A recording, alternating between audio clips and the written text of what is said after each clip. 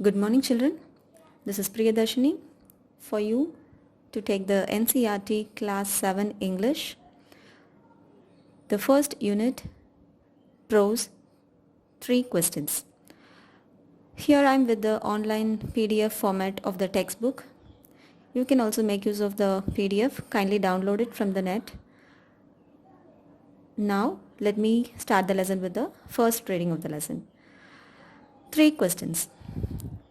The thought came to a certain king that he would never fail if he knew 3 things. There was a king who wanted to know the answers for 3 questions. The questions are as follows. What is the right time to begin something? Which people should he listen to? And what is the most important thing for him to do? These were the questions lingering in his mind. To know the answers for these questions, the king therefore sent messengers throughout his kingdom promising a large sum of money to anyone who would answer these 3 questions. So he is in dire need of the answers of these questions. So why he thought to know the answers for this question is that if he finds the answers for these questions, he would be the king. He would be the victorious king. He would not lack anything at all after knowing the answers of all these questions. So that is why he wanted to know the exact and correct and satisfying answers from any people from the kingdom. So many wise men came to the king. Actually, he promised a large sum of money to anyone who would answer these questions also. He promised to give a large sum of money to. Many wise men came to the king, but they all answered his questions differently. So they were not giving proper and satisfying answers for these questions. In reply to the first question, some said the king must prepare a timetable and then follow it strictly. So one reply for the first question is that a king must prepare a timetable. Only in this way, they said, could he do everything at its proper time. So others said that it was impossible to decide in advance the right time for doing something. So some people said that it is impossible. You cannot have a timetable for the things you should do. So it is impossible to have a timetable for everything. So that was the next answer. And the king should notice all that he was going on, avoid foolish pleasures. So this was another answer given by another set of people. Then, and always do whatever seemed necessary at that time. So some advised that he should see the time of action and act accordingly. That is the answer given by others. Yet others said that the king needed a council of wise men who would help him act at the proper time. So some people said that the king always needed a council of wise men. So learned people around him to give suggestions for the a king. So here is a meaning for the word council. A council is a group of people chosen to give advice or to make rules. Alright, the king, he always has some group of people around him to, like our prime minister used to have a council of ministers, and they give suggestions, they give advice to the president even, and the prime minister takes decisions according to the advice of the council of ministers. Likewise, all the kings in their kingdoms, they have the council of ministers, group of people, group of wise and learned people. So some people said that it is highly recommended to get the advice of the council of people whatever he wants to do. Okay, this was because one man would find it impossible to decide correctly without help from others, the right time for every action. So it is impossible for one man, that is the king. The king cannot all of a sudden decide the correct decision or to take the correct decision. So he always needs some help from wise men. But then others said that there were some things which would be urgent. These things could not wait for the decision of the council. So it is some other people in the kingdom, they said that it is not at all advisable to have council of ministers at any time, because there may be an occasion that the king should act immediately without getting the decision of the council of ministers. So on that kind of occasions, the council of ministers are in no way going to help the king. So it is not advisable. In order in order to decide the right time for doing something, it is necessary to look into the future. So some other people are suggesting that the king should know the future. How the king may know the future? It is not possible, right? And only magicians could do that. The king therefore would have to go to magicians. So some suggested that the king should always go to magician to get his help, to know, to foresee the future. So that was another answer given for the first question. So many answers were given by so many people to the king. Do you think that the king was satisfied with these answers? No, he was not satisfied with these answers. Okay, see the next. See, children, you can, wherever you want, wherever if you don't understand, you can kindly pause the video and again you can play it. Okay, I may be a little bit fast for you. So pause the video and play it again if you don't understand. In their answers to the second question, now comes the second question, some said that the people most necessary to the king were his counselors. So what was the second question we encountered? The king's second question is, which people should he listen to? The first question is, what is the right time to begin something? And the second question is, which people should he listen to? The people should he listen to? Okay. For this, he is getting a lot of answers. Where am I? Okay. Some said that the people most necessary to king were his counselors. So some said that the counselors are the people the king should listen to. Others said the priests. The priests are the people who the king should listen to. Priest is, you know the priest, right? The religious people who give suggestions. Then a few others chose the doctors. So yet others said, and this is soldiers. Soldiers are the important people. So 4 kind of different answers the king gets. One is counselor, the other one is the priest, doctors and soldiers. Counselors, priest, doctors and soldiers. So these were the options given by people in this kingdom. To the third question. Now comes the third question. Some said science. So now we should see what is the third question now. The third question is, what is the most important thing for him to do?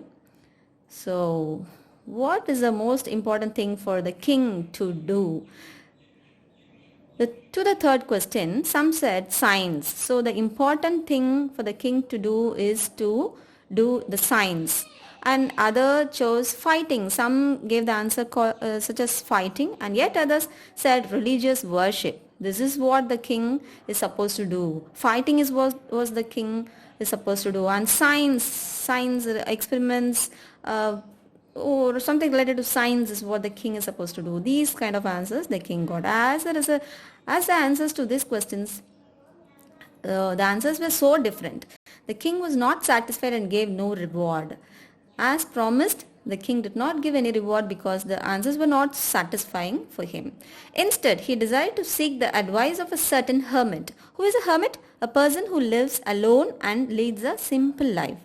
We know in Tamil we call Samyar, right? Hermit. A person who lives alone and leads a simple life. The hermit lived, he goes and finds a hermit, and the hermit lived in a wood which he never left. He saw no one but simple people, and so the king put an ordinary clothes.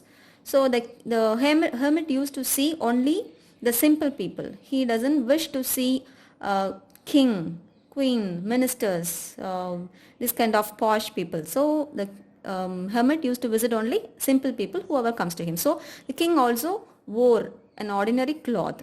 Before he reached the hermit's hut, the king left his horse with his bodyguard and went on alone. So he wanted to face the hermit alone. He left his horse and bodyguard nearby his hermit's hut, and he alone went to meet the hermit. As the king came near the hermit's hut, he saw the hermit digging the ground in front of his hut. So when he was nearing the hermit's house, the hermit was digging the ground. He greeted the king and continued digging. So he greeted him. Greeted who? Who greeted who? The hermit greeted the king and continued digging. The hermit was old and weak, and as he worked, he breathed heavily. the task he was doing was really a heavy task, and he was old and weak too, and he worked and he breathed heavily. He was panting, and he was working heavily. The king went up to the hermit and said, I have come to you, wise hermit, to ask you to answer 3 questions. How can I learn to do the right thing at the right time? Who are the people I need most, and what affairs are the most important? So I need answers for these 3 questions. The hermit listened to the king but did not speak. So first what the hermit did, he listened to the king but he did not speak anything. He went on digging. He did not care to answer the questions of the king. So he went on digging. You are tired, said the king. So the king really wanted to help the hermit, and he let me take the spade and work on in your place. So king wanted to help the hermit, and he took the spade from the king and started digging the ground for the hermit.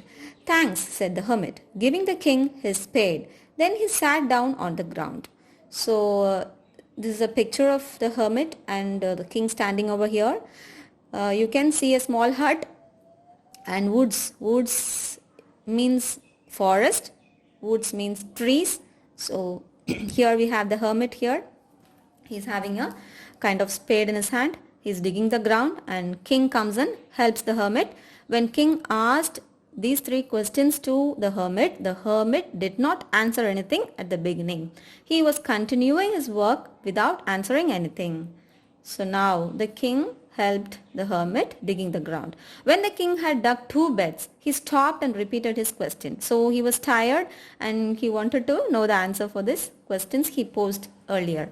The hermit gave no answer. So again the hermit was keeping mum. He did not answer anything, but stood up, stretching out his hands for the spade, and said, now you rest and let me work. So now the hermit says that you are tired and you take rest, let me work now. But the king did not give him the spade and continued to dig. So the king did not give the spade to the hermit. He continued his work.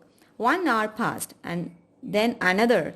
The sun went down behind the trees, and at last the king stuck the spade into the ground and said, I came to you, wise man, for an answer to my questions. If you can give me no answer, tell me so, and I will return home. So now the king's temper got so furious, and he asked him in a harsh tone that whether you will answer my questions or not. Why are you keeping mum? Why are you not answering my questions? What is your plan? Tell me if you can answer my questions, or I shall leave this place. So here comes someone running, said the hermit. So at that time, the hermit sees someone coming running, and the king turned around and saw a bearded man. So they saw a bearded man, having hairs on his chin. You all know what is a beard, and he is a bearded man running towards them. His hands were pressed against his stomach, so from which blood was flowing. So there came a man, he's a bearded man, having his hands pressed against his stomach because the blood is flowing from his stomach. So to stop that, to control it, the man is having his hands over the stomach. When he reached the king, he fainted. What happened? He became unconscious. Fainted is you lose your consciousness. Okay. The king and the hermit removed the man's clothing and found a large wound in his stomach. The king washed and covered it with his handkerchief, but the blood would not stop flowing. So the blood was continuously flowing out from his stomach. So the king first washed the wound and helped him. He did all the first aid. The king redressed the wound until at last the bleeding stopped. So the bleeding stopped when he redressed. Again and again he helped. He did all the first aid work to the bearded man. Who did all these things? The king. The man felt better and asked for something to drink. So the man, now he felt better and he asked something to drink. The king brought fresh water and gave to him. By this time the sun had set and the air was cool. The king, with the hermit's help, carried the wounded man in the hut and laid him on the bed. The man closed his eyes and lay quiet. The king, tired by his walk and the work he had done, lay down on the floor and slept through the night. Okay, now see, you can, from the picture you can see a bearded man. Here is a bearded man. This is a beard. He is a bearded man, hermit, king here, and wound on the stomach. And king is doing the first aid for the bearded man, and the hermit is also there helping the man. And they both carried this bearded man into the hut and laid him on the bed. So the night passed away. Where he was, or who the strange bearded man lying on the bed was. "Forgive me," said the bearded man in a weak voice, when he saw that the king was awake. So in the morning, next morning, when he saw the king was awake, the bearded man asked forgiveness. "I do not know you and have nothing to forgive you for," said the king. So the king doesn't know who the man was. Even the hermit doesn't know who the man was. "You do not know me, but I know you." What the bearded man says, "No, respected king, you don't know me, but I know you very well. I am that enemy of yours who swore revenge on you. I am actually your enemy. I want to take revenge on you. Because you put my brother to death and seized my property." Because once the king killed the bearded man's brother and seized his properties. Seized means to take over, took by force, take over their property. So to take revenge, I was hiding in the woods for you. I knew you had gone alone to see that hermit, and I made up my mind to kill you. So I wanted to kill you on your way home, but the day passed. So this bearded man was hiding in the woods. He was waiting for the king to return after seeing the hermit. But since the king did not return, he was standing there in the woods. But by the day passed and you did not return, so I left my hiding place and I came upon your bodyguard. You remember the king left the horse and the bodyguard near the hut, hermit's hut. So that bodyguard who recognized him, that bodyguard identified this man as king's enemy, and he wounded me. He wounded him. Who wounded who? The bodyguard of the king wounded the bearded man. So I escaped from him, but I should have died if you had not dressed my wound. So if you did not have helped me, I would have died there. I wish to kill you and you have saved my life. I am the person who has desired to kill you, but instead I have been saved by you. Now, if I live, I will serve you as your most faithful servant. Now, this bearded man is promising the king that if he lives long, he would serve the king and be a most faithful servant, and will order my sons to do the same also.